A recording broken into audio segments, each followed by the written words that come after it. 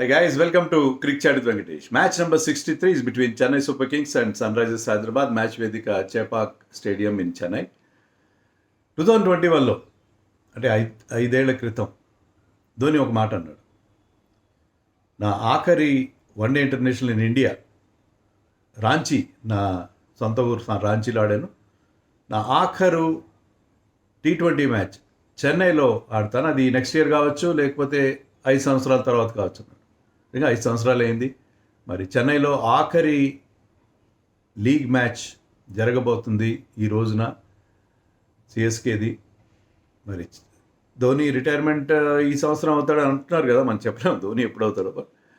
అదే కనుక నిజమైతే ఈరోజు మ్యాచ్లో చెన్నైలో ధోని దర్శనమిస్తాడు, ఆడతారా, at least as an impacts of. అది అందరూ దాని గురించే మాట్లాడుకుంటున్నారు. ధోని కూడా ప్రాక్టీస్ చేశాడు, టీంతో పాటు హాఫ్ అన్ అవర్ పాటు బ్యాటింగ్ చేశాడు, త్రో డౌన్స్ తీసుకున్నాడు, స్పిన్నర్స్ని ఫేస్ చేసి సిక్స్లు కొట్టాడు. ఫాస్ట్ బౌలర్స్ని అయితే ఫేస్ చేయాలి, స్పిన్నర్స్ని ఫేస్ చేసి సిక్స్లు కొట్టాడు, త్రో డౌన్స్ తీసుకున్నాడు. అండ్ క్లీన్ షేవెన్గా మ్యాచ్కి వచ్చాడు అని చెప్తున్నారు, అదే ప్రాక్టీస్కి వచ్చాడు. So he is with the team and practice కూడా చేశాడు, అన్నీ చేస్తాయంటే ఇండికేషన్ ఉంది ఆడొచ్చు బహుశా. అంటే మరి అనొచ్చు, ముందే అనౌన్స్ చేయొచ్చు కదా ఫేర్వెల్ గ్రాండ్గా. ధోని విషయంలో అలా జరగదు కదా. Dhoni keeps it simple. అతను రిటైర్మెంట్ కూడా సడన్గా అనౌన్స్ చేశారు. సో ఏదో పెద్ద అట్టహాసంగా ఆర్భాటంగా ఆఖరి మ్యాచ్ ఆడే పరిస్థితి ఉండదు. బట్ సడన్గా వచ్చి అలా మెరుపులా మెరిసి మాయమైపోతాడని మనం ఎక్స్పెక్ట్ చేయొచ్చు. రవిచంద్రన్ అశ్విన్ కూడా అదే చెప్తున్నారు. తన ఛానల్లో అతను చెప్పింది ఏంటంటే, చాలామంది కామెంటేటర్స్ కూడా వస్తున్నారు ఈ మ్యాచ్ కోసం, చాలా హంగామా ఉంది, చాలామంది వస్తున్నారు. నా దృష్టిలో అతను ఆడొచ్చు, బహుశా ఇంపాక్ట్ సబ్గానైనా ఆడొచ్చు అని చెప్పి అశ్విన్ అంటాడు. సో ధోని ఆడే అవకాశం ఉంది. This could be his last IPL match. అది కొంచెం ఫ్యాన్స్కి ఆ మాట వింటే కొంచెం బాధగానే ఉంటుంది, కానీ ఏదో ఒక పాయింట్లో అవ్వాల్సింది కదా. అది అతని హెల్త్ కండిషన్, అతని ఇంజరీ స్టేటస్ అన్నీ చూస్తుంటే, ఏజ్ అన్నీ కన్సిడర్ చేస్తే ఏదో ఒక పాయింట్లో you should call it quits. All good things should come to an end. But అది ఆ ఇంట్రెస్ట్ అయితే ఉంటుంది. ఈవెన్ టాస్ టైంలో అతని పేరు వినిపించమన్నా ఇంపాక్ట్ ప్లేయర్ లిస్ట్లో అతను కనుక ఉంటే ఆ పాసిబిలిటీ ఉండే అవకాశం ఉంది నాకు తెలిసినంత వరకు. ఎందుకంటే ఇది చాలా క్రూషియల్ మ్యాచ్ చెన్నైకి. సో ఈ మ్యాచ్లో ధోనిని ఆడించి అసలు ప్రాక్టీస్ ఏమాత్రం ధోనిని ఆడించే బదులు ఒక రెగ్యులర్ ప్లేయర్ని ఆడిస్తే బాగుంటుంది కదా. వాళ్ళకి 2 మ్యాచ్లు గెలవాల్సిన పరిస్థితి. సో ఇంపాక్ట్ సబ్ లిస్ట్లో పెడతారు. ఒకవేళ మ్యాచ్ సిచ్యుయేషన్లో ధోని ఆడడానికి వీలు ఉంటే అతను ఆడతాడని మనం ఎక్స్పెక్ట్ చేయొచ్చు. కీపింగ్ చేయడం అనేది కష్టం, కీపింగ్ చేస్తాడని మనం అయితే ఎక్స్పెక్ట్ చేయలేము.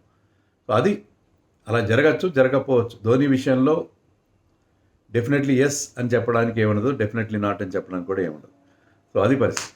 మ్యాచ్ మాత్రం 2 టీమ్స్కి చాలా ఇంపార్టెంట్. చెన్నైకి ఎందుకు ఇంపార్టెంట్? చెన్నైకి 12 పాయింట్లు ఉన్నాయి, 2 మ్యాచ్లు మిగిలిన 16 పాయింట్లు వస్తేనే వాళ్ళు ప్లే ఆఫ్స్కి వెళ్ళే అవకాశం. 14తో కూడా రావచ్చు, కానీ 14తో అవకాశాలు తక్కువ. సో ఈ మ్యాచ్ తర్వాత నెక్స్ట్ మ్యాచ్ గెలవాలి వాళ్ళు. ఖచ్చితంగా 2 మ్యాచ్లు గెలిస్తేనే వాళ్ళకి ప్లే ఆఫ్ ఛాన్స్. కాబట్టి చాలా మనలో హోమ్ మ్యాచ్ కాబట్టి ఈ మ్యాచ్ గెలవడం కోసం వాళ్ళు శాయశక్తిలో ఒడ్డే అవకాశం ఉంటుంది. ఎస్ఆర్హెచ్ కూడా ఇంపార్టెంట్. ఎస్ఆర్హెచ్కి 2 మ్యాచ్లు మిగిలి ఉన్నాయి, కానీ లాస్ట్ మ్యాచ్ ఆర్సీబీతో ఉంది ఫ్రైడే రోజున. ఆర్సీబీ ఇప్పుడు ఆడుతున్న తీరుతో ఆర్సీబీని ఓడించడం అంత ఈజీ కాదు. చెన్నై కూడా కష్టమేం కాదు, ఈజీ ఏం కాదు, కానీ చెన్నైని ఈ సీజన్లో ఆల్రెడీ ఒకసారి ఓడించారు హైదరాబాద్లో. సో మరొకసారి చెన్నై ఓడించడానికి వాళ్ళు ఉత్సాహంతో ఉంటారు.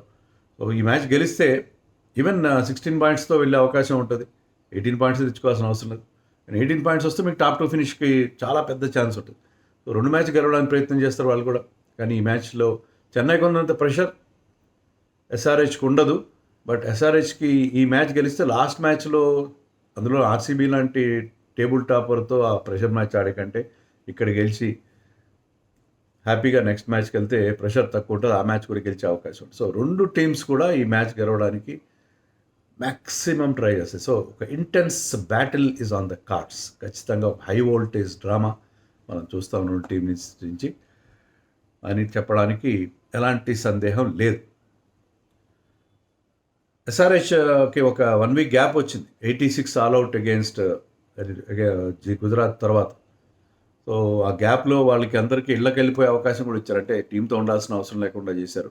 సో బ్రేక్ తీసుకున్నారు, కొంచెం ఫ్రెష్ మైండ్తో వస్తారు. 86 చేదు గురుతు మర్చిపోయి వాళ్ళు ఇప్పుడు ఫ్రెష్గా స్టార్ట్ చేసే అవకాశం ఉంది.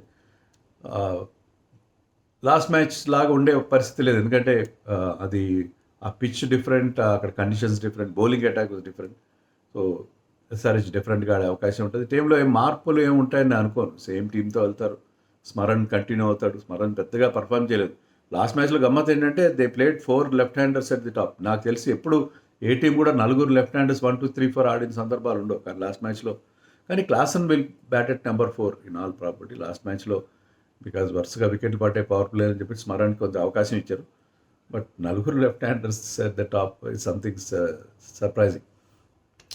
ఎనీవే ఏమి మార్పులు ఉండకపోవచ్చు. ప్రఫుల్ హింగే ఆడతారా, హర్ష్ దూపే అనేది ఒక్కటే కొంచెం సందేహం. ఎందుకంటే స్పిన్నర్స్కి అనుకూలంగా ఉంటుంది పిచ్ అనుకుంటే హర్ష్ దూపేని తీసుకొచ్చి ప్రఫుల్ హింగేని పక్కన పెట్టే అవకాశం ఉంది. లేకపోతే Praful Hinge bowled well in the last match, అతన్నే కంటిన్యూ చేసే పరిస్థితి మనకు కనిపిస్తుంది. ఒకటే ఉంటే మార్పు ఉంటుంది.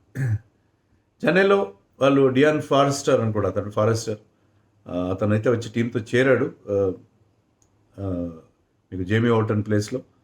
సో అతన్ని ఆడించే అవకాశం ఉంది వాళ్ళు.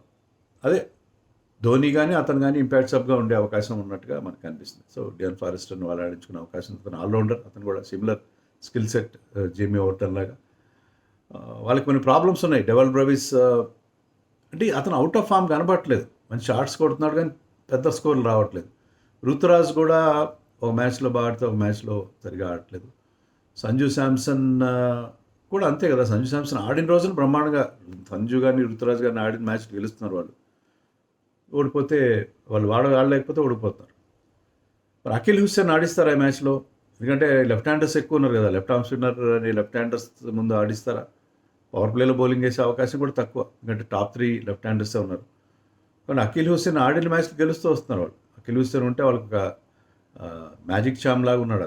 అతను ఆడిన మ్యాచ్లు గెలుస్తున్నారు, ఆడకపోతే ఎక్కువ మ్యాచ్లు ఓడిపోతున్నారు. Akhil Hussain it's been doing well along with Noor Ahmad. వాళ్ళిద్దరు మరి ఇక్కడ ఎక్కువ లెఫ్ట్ హ్యాండర్స్ ఉన్నారు. స్మరణ్ కూడా మనం తీసుకుంటే మరి ఆడిస్తారో లేదో చూడాలి.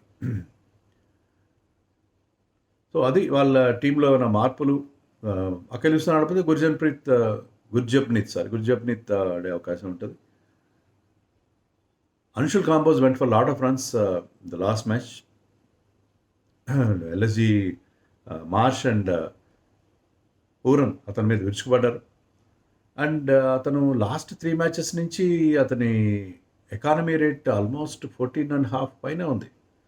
సడన్గా అతను రిథమ్ కోల్పోయడమో అనిపిస్తుంది. But he has been doing extremely well. Purple cap రేస్లో ఉన్నాడు అతను. అలాంటి బౌలర్ మరి పాత లాస్ట్ మ్యాచ్ మెమరీస్ని చెరిపేసుకుని ఫ్రెష్గా స్టార్ట్ చేయాల్సిన అవసరం ఉంది. సో చెన్నై ఉర్విల్ పటేల్ కూడా చాలా అగ్రెసివ్గా ఆడుతున్నారు, కానీ అగ్రెషన్ పెద్ద నాగ్గా కన్వర్ట్ అవుతుంది. సో చెన్నైకి they have problems. Shubham Dube, డబల్ బ్రవిస్ అండ్ అదర్స్ ఎవరు కూడా కన్సిస్టెన్సీ అనేది చెన్నైకి కనబడట్లేదు ఈ సీజన్లో.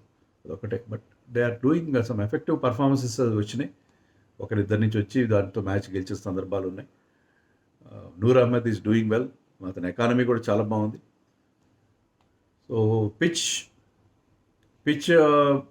హై స్కోరింగ్ ఉంటుందని చెప్పి బౌలింగ్ కోచ్ ఆఫ్ ఎస్ఆర్హెచ్ చెప్పాడు. 210 అక్కడ స్కోర్ రావచ్చు, 210 ఇస్ విన్నింగ్ స్కోర్ ఉంటుందని చెప్పి అతను అన్నాడు. సో హై స్కోరింగ్గా ఉంటుందని ఎక్స్పెక్ట్ చేస్తాను. చెప్పలేము ఆ డ్రై కండిషన్స్లో చెన్నైలో పిచెస్ ఎలా ఉంటాయనేది. మంచి వేడి వాతావరణం కదా, చెప్పలేము.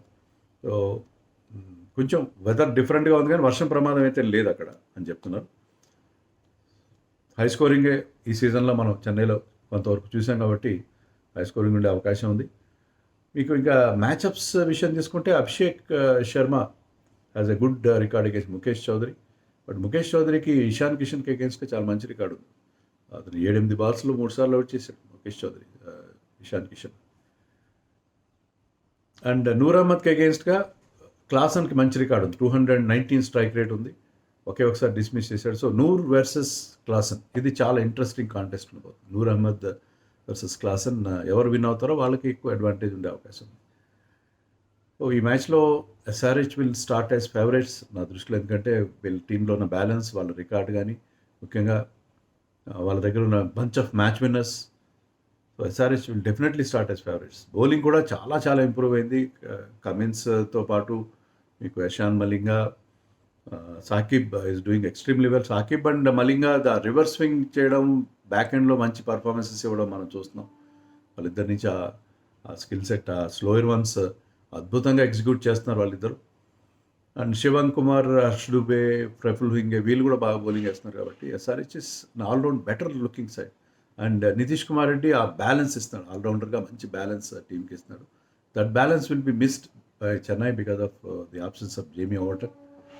So I think SRH will start as favourites. కానీ చెప్పలేం కదా, టాస్ ఇవన్నీ కూడా చాలా కీలకమైన పాత్ర పోషిస్తాయి. సో ఫోకస్ అంతా ధోని మీద ఉంటుంది. కానీ ఈ మ్యాచ్ మాత్రం చాలా ఇంపార్టెంట్, రెండు టీమ్స్కి చాలా అంటే చాలా ఇంపార్టెంట్, సూపర్ ఇంపార్టెంట్ మ్యాచ్ ఇది. సో గెలవడానికి మొత్తం శక్తియుక్తులన్నీ వడ్డీ రెండు టీమ్స్ ప్రయత్నం చేస్తాయి. But wait and see who will emerge as winners in this match. I think SRH has a very good chance of getting 16 points.